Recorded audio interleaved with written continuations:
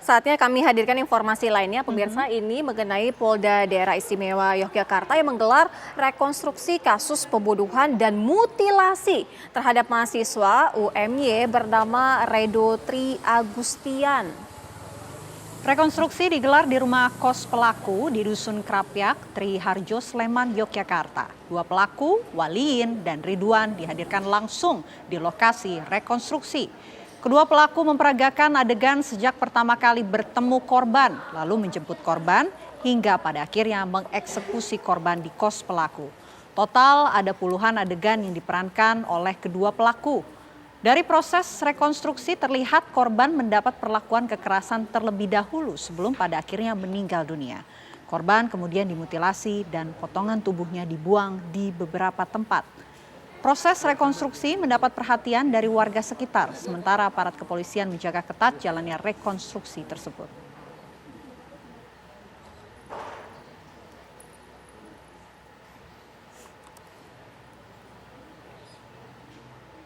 Ya, lalu bagaimana jalannya proses rekonstruksi hari ini? Kami ajak Anda bergabung bersama rekan kami Arga Dumadi yang saat ini akan mengabarkan langsung untuk Anda. Selamat siang, Arga, silahkan dengan laporan Anda.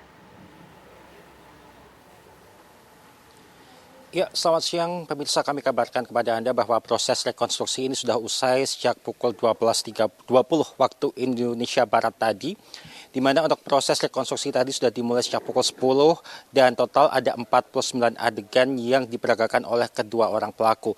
Di mana sebenarnya adegan-adegan ini merepresentasikan kejadian yang berlangsung di 3 lokasi. Hanya saja tadi dirangkum dilakukan di satu lokasi, yaitu di tempat kejadian perkara yang merupakan rumah kos dari pelaku Waliin. Digambarkan tadi bagaimana awalnya Waliin dan juga Ridwan ini tiba di tempat kos tersebut yang berada di kawasan Sleman, Daerah Istimewa Yogyakarta.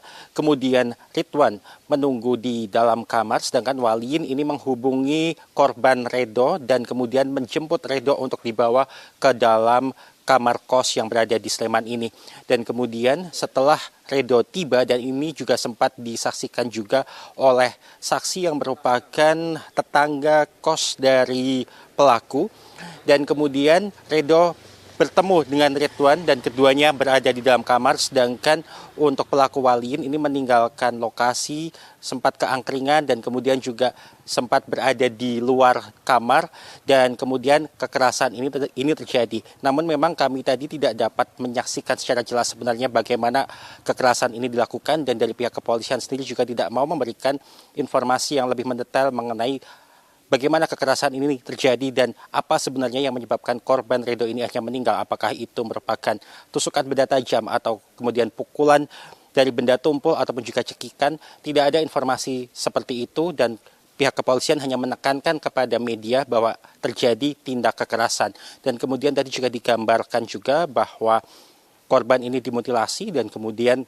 bagian tubuhnya dipotong dan dimasukkan ke dalam plastik sebanyak 5 kantong plastik yang kemudian disebarkan di beberapa titik yang berada di kawasan Sleman, Daerah Istimewa Yogyakarta.